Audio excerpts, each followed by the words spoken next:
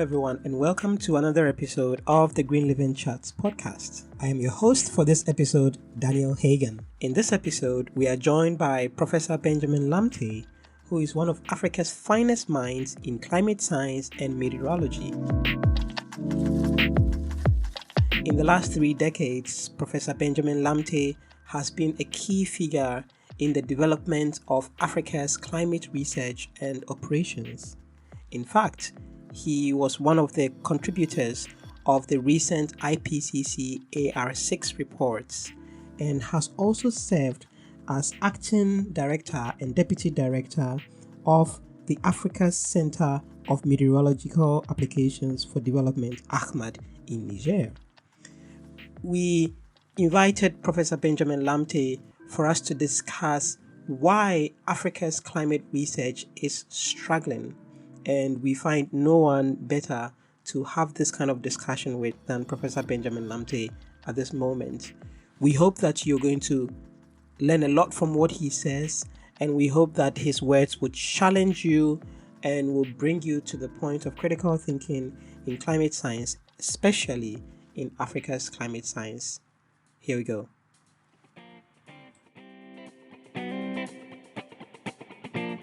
This is the Green Living Chat podcast. Here, we define sustainability, educate and discuss feasible solutions to achieve a regenerative ecosystem. In a world where sustainability has become a cliche and misused in practice, we bring you inspiring stories from the industry, research and development, and all stakeholders in between. And together, we can promote the sustainability agenda across the globe. This podcast is proudly produced and sponsored by our team at ACMAD Solutions in Ghana. We come your way with new episodes this and every Sunday at 6 p.m. GMT.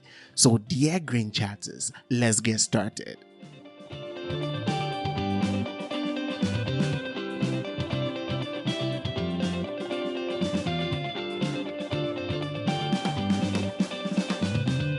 Hello, listeners, and thank you very much for joining us for another episode of the Green Living Chats podcast. I am your host today, Daniel Hagan, and today I have with me one of the most influential people in the field of climate science in Africa. Even before I met him, I had heard so much about him. When I actually met him, I was so impressed by his story.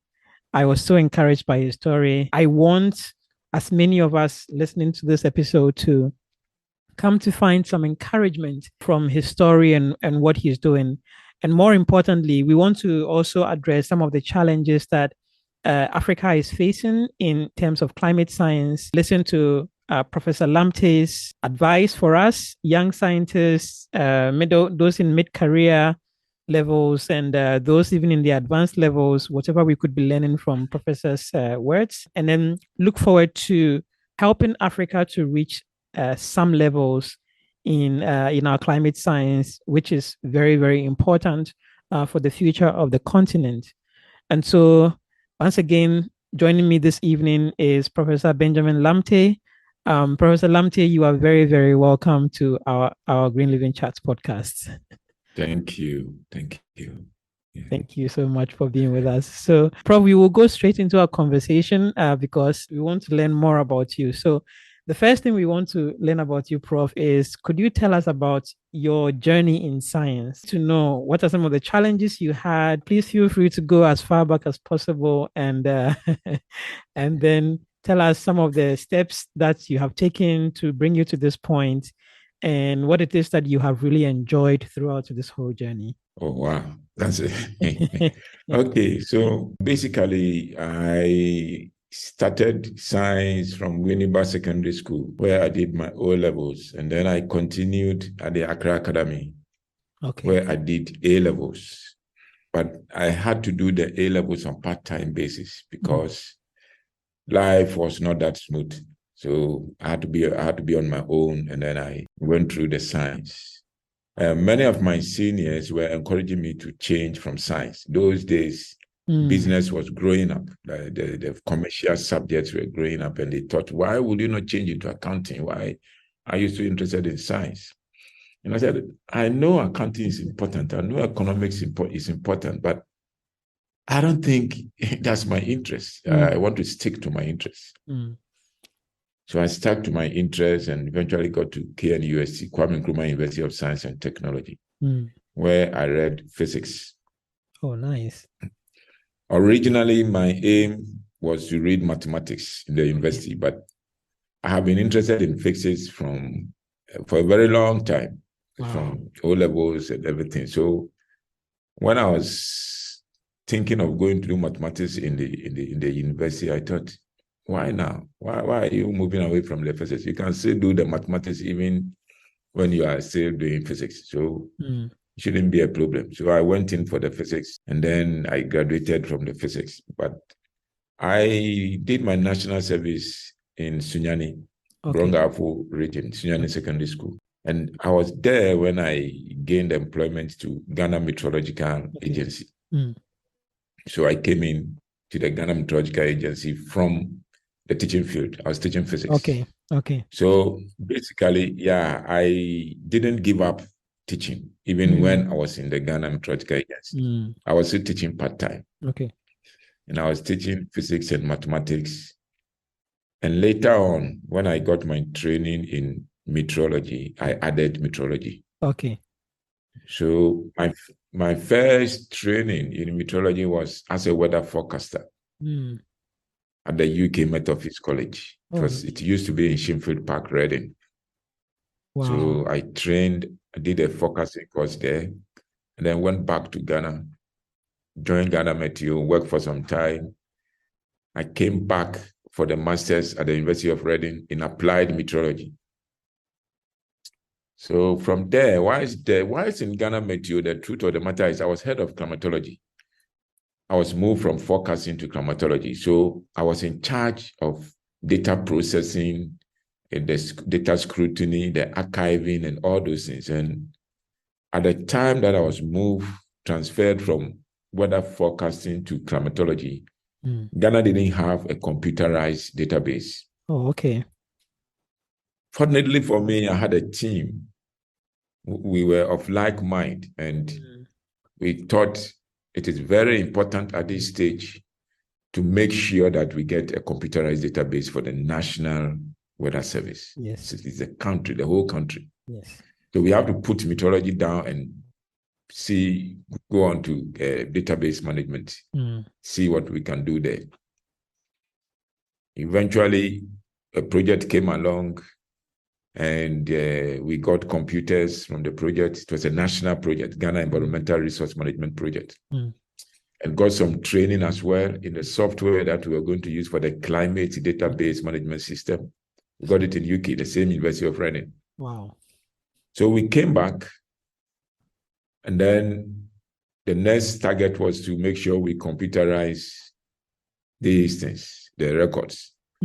And there were three of us. We started, my friend, two meteorologists and one data processing guy. Richard Dakun is a data processing guy who was very committed. He wasn't a meteorologist, but he was very committed. So we started a project, and we were able to computerize the stations from the date of creation until a certain date. I think at that time, we did it up to 93. We were working in 96, or doing the computerization in 96, but we targeted that we'll be doing the computerization from the date of creation until 93 or 94. I don't remember which one. So that would have cleared the arrears, and then the staff, eccentric staff, can continue. Yeah.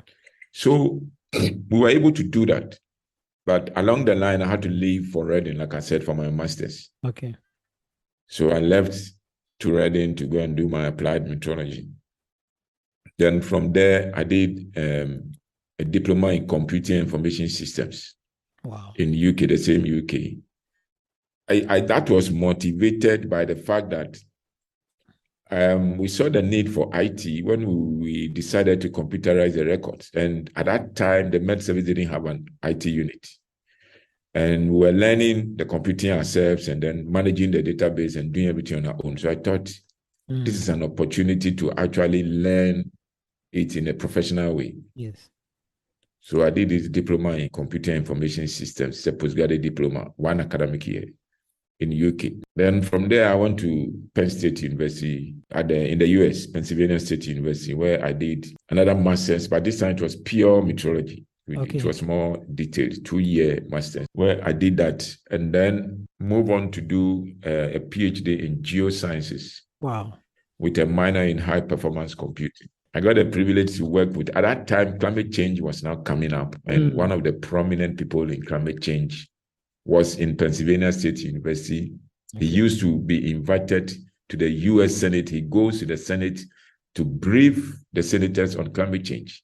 Okay. That's Professor Eric Barron. So I thought this is an opportunity for me. I had the privilege of being his student. So I did my PhD in Penn State. Then I moved to the National Center for Atmospheric Research in Boulder, Colorado. There's a program for postdocs called Advanced Study Program. So I was there for 2 years as a postdoc. But honestly speaking, my passion is always to work in Africa. Because as far as I'm concerned, the challenges in Africa must be solved by Africans. Yes. We can get help from international partners, but the problems and challenges must be solved by ourselves. So my passion is to work in Africa all along. People were saying, why don't you stay in the US? Well, there are many scientists in the US. They have a lot of people, different background. Even Africans go and study and they stay there. But everybody is moving away from our issues back home. And if everybody moves away, how do we get it solved? I remember my friends were telling me, you are so passionate about Africa, but you go there and they'll frustrate you. And I said, well, frustration is part of life. I want to go through it and face the challenge. So honestly, I got back, wanted to go back to Ghana Meteo, and the frustration was there. That's true. They frustrated. They didn't even want me back. So I waited for some time just to convince them that I'm a determined guy who wants to get back into the system. But my colleagues also had different plans. They were thinking of posts and not solutions to problems. So they didn't want me in there at all. So eventually I had to go and lecture at the university. And that's what took me to the Regional Maritime University, where I lectured in physics, mathematics, and meteorology. But the Regional Maritime University was a place, before it became a university, I was doing part-time teaching there already. When I joined Ghana Meteo and I was doing part-time teaching, that was one of the places that I was in part-time teaching. So they knew me. They knew me before it became a university. And then that was before I even went for my master's, PhD, and came back. So it's a place that they knew me already, yeah. So I taught there for some time. And then I thought I was moving away from meteorology because in the Regional Maritime University, the focus is maritime. Okay. So unless I'm happy with just not doing much with meteorology, then it was very difficult to have an impact in meteorology the way I wanted. So I accepted a position at the African Center of Meteorological Applications for Development, ACMAD, in Niamey, Niger, and I moved there. Talking about frustration in Africa, I think it's just part of our life. Things were not the way you expect. Things are never the way you expect. No matter how ambitious you are, there are people who don't care about your ambition. But I survived there for 5 years. And I went there as a deputy director general, but I became the acting director general for 2 years, which was not my expectation when I was going there. And then eventually I got a fellowship to go to the University of Leeds. At the beginning of 2019, I went to the University of Leeds on the Cheney Fellowship, a very prestigious fellowship. Yes, I read about it online. Leeds. So I went there, So I went there for 2 years, and then we got COVID and all those other things came up. And then I had to come back to Ghana for the time being. So I'm in Ghana now. I still teach part-time anyway, and I'm part of a program called WASCAN, West African Science Service Center on climate change and adapted land use. Yes, I was part of it at the inception when it was starting. And when I went to UK and even in Niger and UK, I was still part of it. The schools are scattered over West Africa. Yes. So we just go from one school to the other and lecture in the universities. So I was doing that in Niger. When I went to Leeds, I still came to Africa to teach, and I still do that up to now. Yes. Even this year, I have taught in one of the schools already.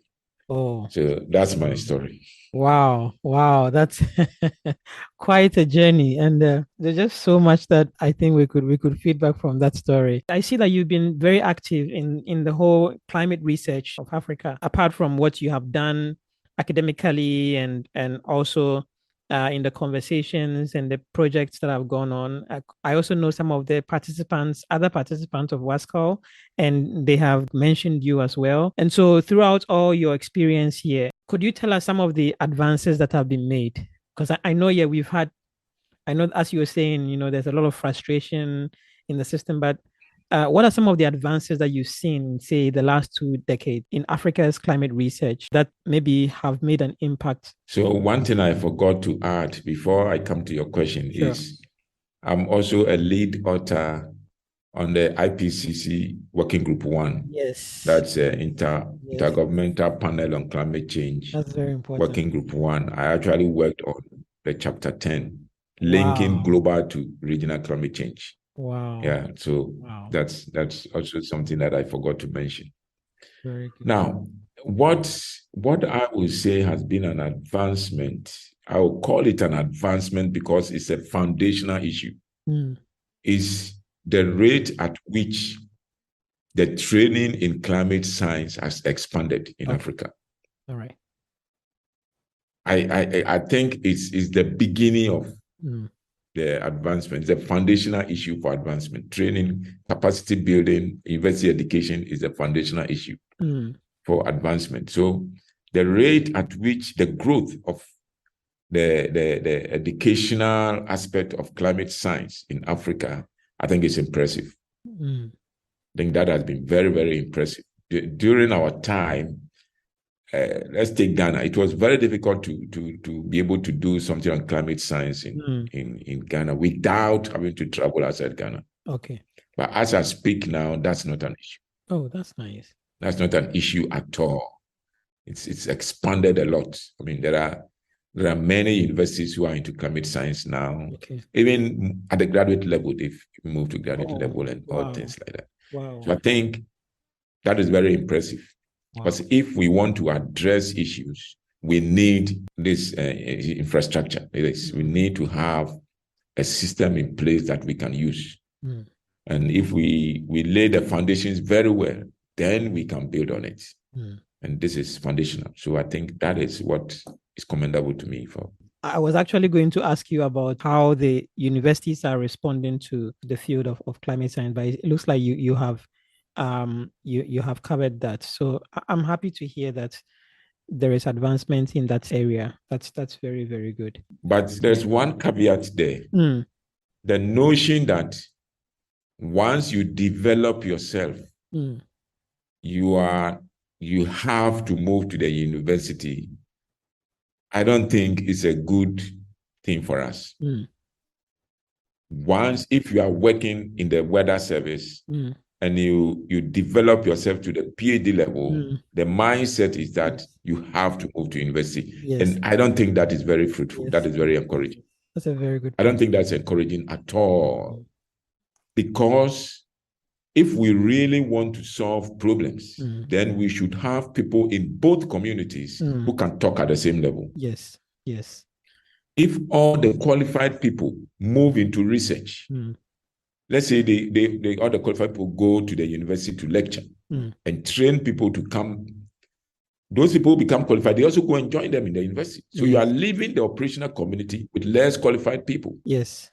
Yes. Now, when you as a lecturer approach the operational community that I am about to give some topics to my students, can you bring anything you think we can address as a research community? Yes. Who are you expecting in the operational community to give you that topic when all the qualified people are already in the university? Yes, yes. So I think I've been trying to convince some of the young people the frustration is everywhere. And I don't think that the salary alone is what will make you stay in the operational setting, that there's poor salaries. No. I think if you have a goal, if you have an aim, and you have a plan, and you have an ambition, I think you can focus on that and you make it. You make it. You can be in the operational community with most of the operational community, they are for the government service. So the salary is not that much. Yes. But you can make a lot of impact in the operational community if you are very well qualified and you are focused on your research in the operational community. Yes. Because it will be very easy to mainstream the research results if you are in the operational community and you know the problem. You are going to address what is needed. So by the time you finish, the market is ready. I mean, the people you are talking to are part of the system who know the problem and are just waiting for your results. So I will encourage some of the young people to also stay in the operational community. Otherwise, we can't solve problems. Prof, thank you so much for that excellent point. Thank you, because actually, I remember in our first conversation, you sort of highlighted some of these things as well, and so I'm so happy you are now picking up on that, because it encouraged me to also look into that sector. I recently found myself also looking into companies that are doing these things, working at the operational level, really providing the services, using the research that is out there to provide quality services. I'm actually currently doing some sort of part-time with a company in Luxembourg on these things. They are working over West Africa as well, on droughts and floods in West Africa. Currently, they are working on the Niger Basin. They have a project on drought and floods over Africa, and I was especially interested in them because they have a project over Africa. And I found that, this would be good. They have the funding, they have the technology. Definitely, as an African, I'm more than happy to offer this service. So thank you so much for that validation. It's an encouragement. It's an encouragement. And can I add to what you just said? Yes, please. There are initiatives in Africa that have to do with flood and drought management. Okay. And one thing which is missing, coordination, collaboration, and cooperation is missing. There's a project right now on the Volta Basin, which is to do with flood and drought management. Okay. And it's been funded by, I think, the World Bank through the World Meteorological Organization for the 6 countries in the Volta Basin. And this can be replicated in any other river basin after this is completed. And this is not the only flood project or drought project.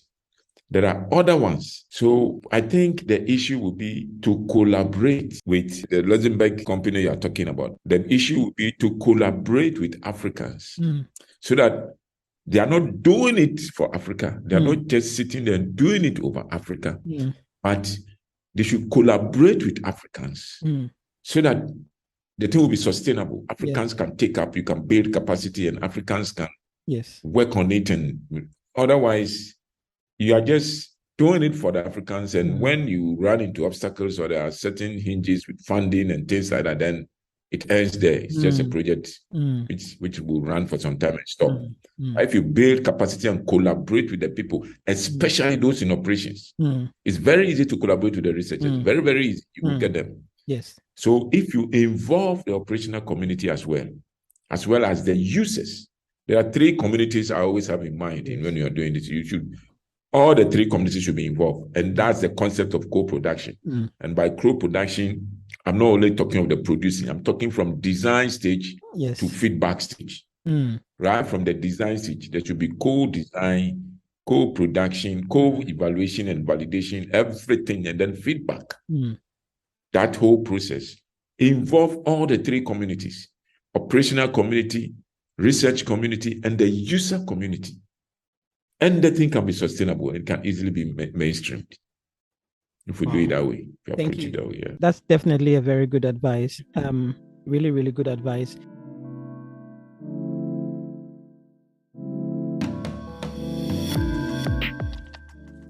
Hi there, just a quick one. If you find our conversations worth listening, why don't you share them with your friends and connections? Please help us reach more and new listeners by leaving a review, commenting, or rating us on any platform where you get your podcast. We can't wait to hear your thoughts and ideas, so share them with us via a social media platform or email. Find more details in the show notes. Now let's get back into today's conversation.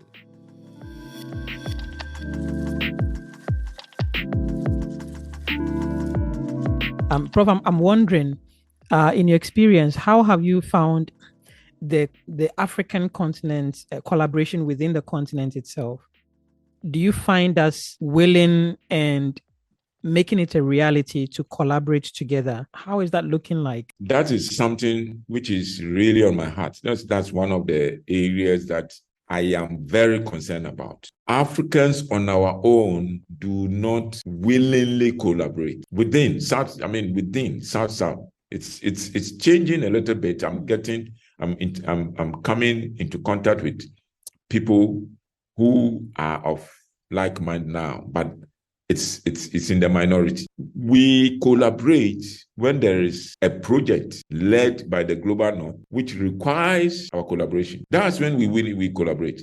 But if we are left on our own, if me and an African starts or initiates something and I approach my colleague African, the attitude is completely different if both of us are approached by the global north for collaboration in a project over Africa. So that still needs to be worked on. There are a few people who see it, but it's not impressive.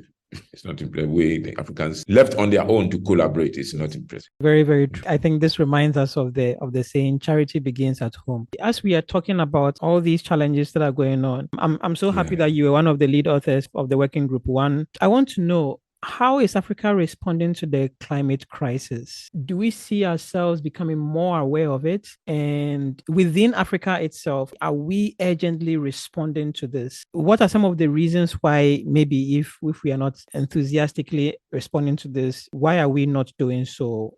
I think that it depends. It's the degree or the extent to which we respond varies from country to country. And I think it has to do with sensitization. There are countries that are way advanced in terms of the climate science, and therefore they see the need and the importance of the response. Other countries have just heard about climate change, or they haven't done much about climate change within their country. So in terms of response, there's not much they can do. The issue is the temptation to accept or participate in projects just because they're internationally funded and they're climate change adaptation projects. That is what is dangerous. But I think we have to be more realistic and not just follow the money.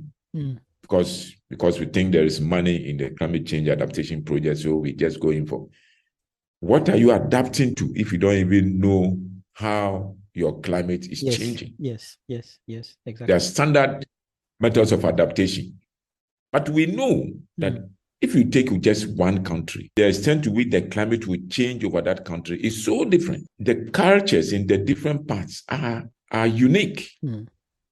So even adapting to the climate, even when it is already changing, factors in so many issues and not just the standard adaptation procedures or mitigation methods. So I think it is very, very important for local scientists to be involved in the whole process. And by scientists, I don't only mean physical scientists, because it looks like the experts in adaptation are many. They are more than the physical science experts. And I don't think that's it, because they just assume that everybody knows the climate is changing. So we just implement standard adaptation measures. I don't think that's the way to go. Yes. I think we need to take it case by case and actually come to the local level.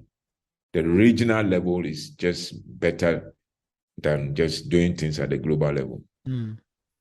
So I think that's what we need. And we need structures, actually, to do that. Africa has a group of negotiators, African group of negotiators. But the point is, the African group of negotiators should not only be briefed when it is time for COP, Conference of Parties. That's not the only time you should go and brief them. They should have a working relationship with the climate institutions. Climate change is not just about climate change. We are talking about climate resilience, which cuts across all time scales. Within a given year, there is variability which can affect productivity. If the farmers are not aware that the rains will start late this year. How do they plan for it? That's not climate change. So we need all that information and then superimpose climate change on this variability. We need to take it as a package, not just everybody interested in climate change and leaving the variability aspect of it, because they work hand in hand. Within the climate change, you can get variability, you can get decadal cycles within the change. And the decadal cycles alone can tell you something. Even interannual variation is huge. I am a climate change person, but I think the way we are looking at this thing, and that is why the operational community is easily neglected, because everybody is just looking at climate change. Or we need the whole time, the whole range. We need the time scale, all time scales, build resilience.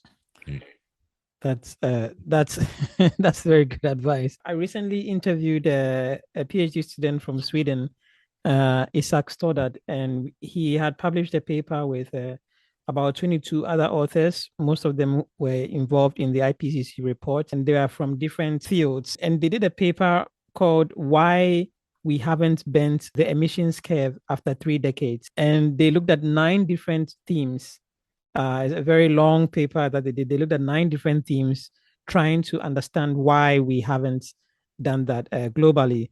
And the funny thing is that their conclusion was that it's just a power play, which was very interesting from a scientific paper. That their conclusion was that it's a power play. And I mean, usually when we talk about power play, we are very quick to go straight to the developed countries and talk about them. But I think within Africa as well, we have this power play going on at different sectors as well, creating deficiencies and creating logs that are not allowing the flow of all these things that should come together to enable us to confront the challenges that are there. So I really see elements of this power play coming from this conversation that we are having, that this is really a problem, irrespective of whether the country is developed or underdeveloped. That's very, very interesting.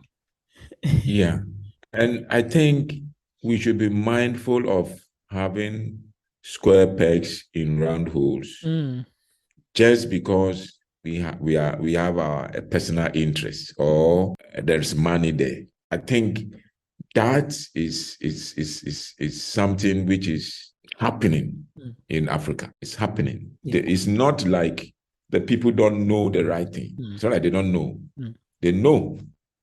They know the right thing. They know that this is not the right person to be there. But for one reason or the other, whatever reason they have, they just put some people there who are not the right people. What worries me is that if you don't have the right person to, let's say you give a contract to an outside company, outside of Africa, they will do the job and write a report. If you don't have the right person to read that report, you just accept that report. And the relevant things may not be there. The relevant things may not be contained in that report. But you just write a report for you, and years down the line, when other experts take it, they will say, but why was this report accepted? The contents are not sufficient, or many things are missing, and things like that. But it has to do with the power play, I think, because you need the right people in the right places to read these reports. But when you have square pegs in round hole, they don't know what it's, and they will not be involved with the implementation. So they just accept the report and not ask the right questions. Yes, very true. I was reading the State of the Nation report given recently under the theme climate change. It says that Ghana has lost about $15.20 billion from 2000 to 2019 due to climate change. And according to the World Bank Group New Country Climate and Development reports for Ghana, incomes could reduce by up to 40% for poor households by 2050 if urgent climate actions are not taken. I'm reading this because I want our listeners to be aware of the reality and the impact of not taking these things seriously, of the state of the climate, and coming together as Prof, as you have mentioned, for us to deal with whichever problems that are there.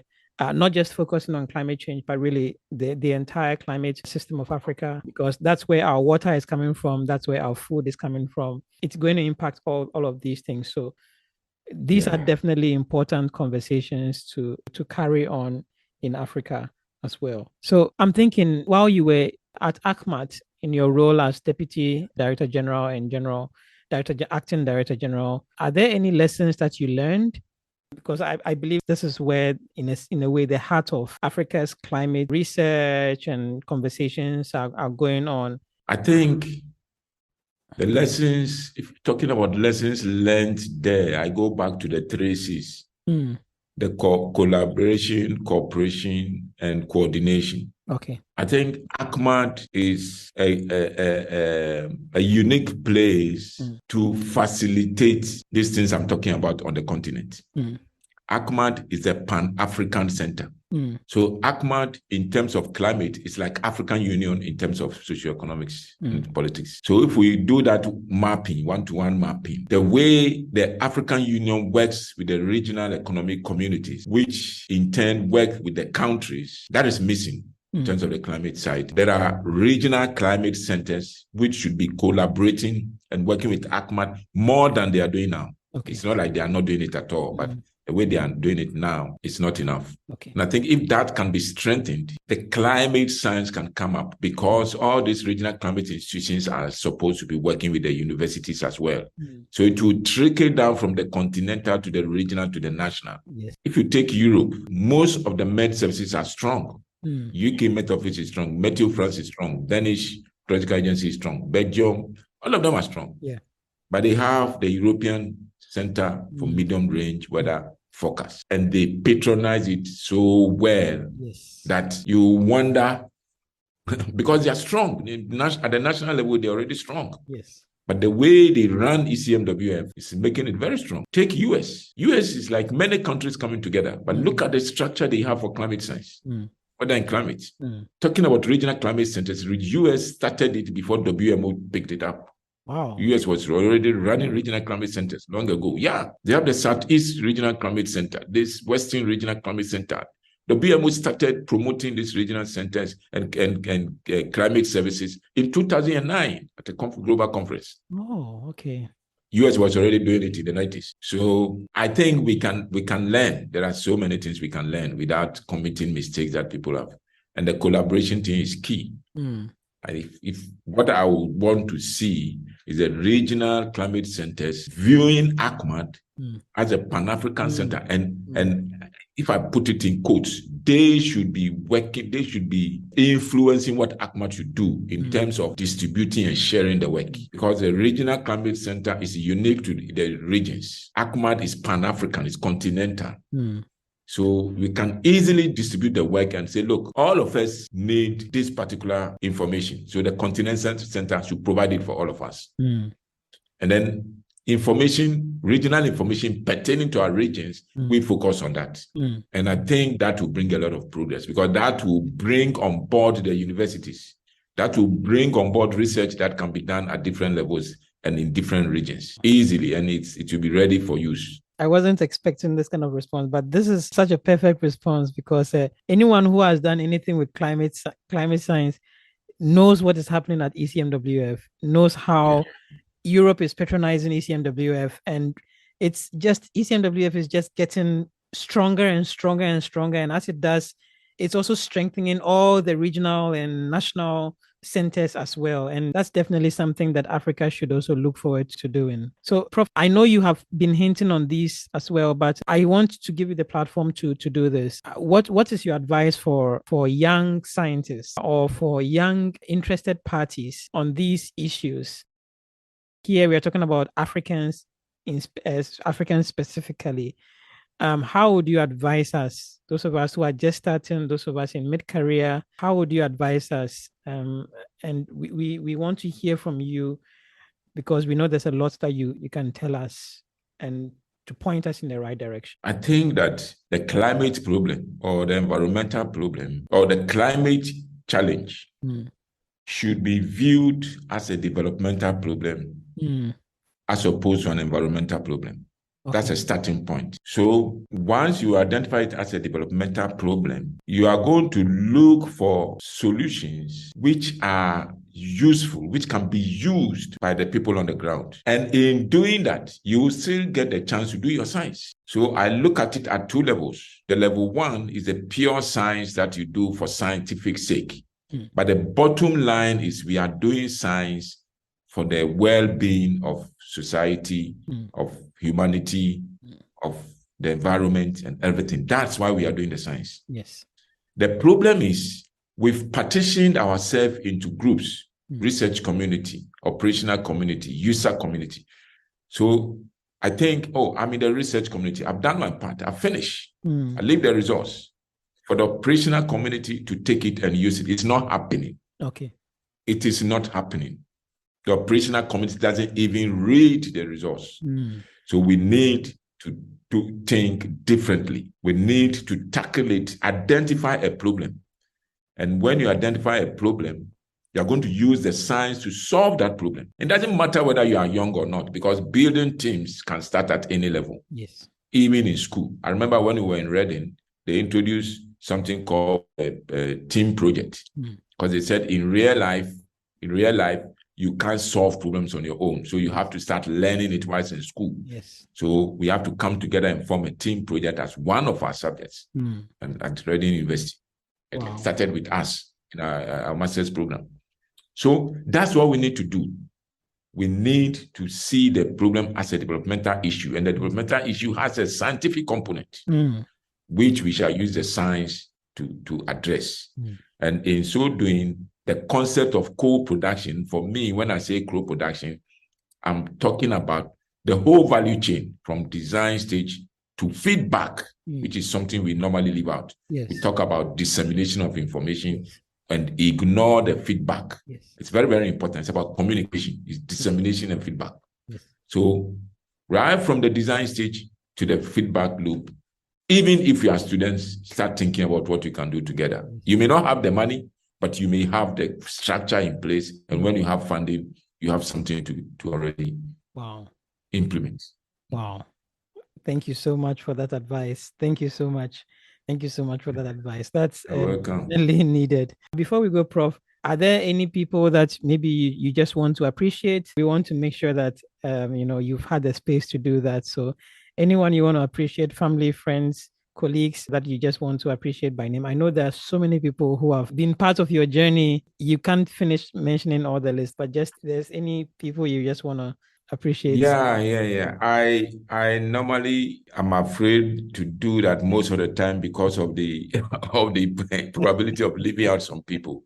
But some of them are not even alive. People who have impacted me a lot. My PhD supervisor, Eric Barron, he was until recently the president of Pennsylvania State University. Oh, okay. Very simple guy, intelligent, very ambitious guy, and in fact, he motivates me a lot. I mean, just looking at him. Then my postdoc supervisor, who is late, but I always mention his name because I learned a few things from him, and it's like he identified with, I identified with the kind of things that he was doing. I am somebody who started in operations, and I'm interested in research, and I always want to put the two together. And he was doing that. So I always looked at him and said, this man is doing what I want to do. Exactly. It's called Tom Warner. It's late, but it's at the NCAR, in National Center for Atmospheric Research. David Grimes, also from University of Reading, is also late. Yeah, cool and collected. I learned a lot from him. And I think that these people have impacted my career. One person I shouldn't forget is Greg Jenkins, Pennsylvania State University Meteorology Department. I did my second master's with him. Okay. And he's a young man who also has a lot of, he likes Africa, and he has a lot of ideas that when you see. Then my own family members as well. My siblings are very cooperative and encouraging, and it helps a lot. Yeah, and I think there are many more people I should mention, but I think I will stop there. Yeah. I've left out one name, Douglas Packer, Doug Packer from University of Leeds. Oh, okay. I shouldn't leave out that name. That's another person I've known for years. I knew him as a postdoc, and we've been working together up to now. In fact, he was my focal point at the University of Leeds when I went. He was more or less my supervisor at the University of Leeds when I went, and we still work together up to now. I think, he's one person I shouldn't leave out. Wow. I also want to appreciate Samuel Owusu-Ansah for introducing me to Prof. So, Prof, thank you so much for being with us. We have truly benefited from you, and there's more for us to learn as well.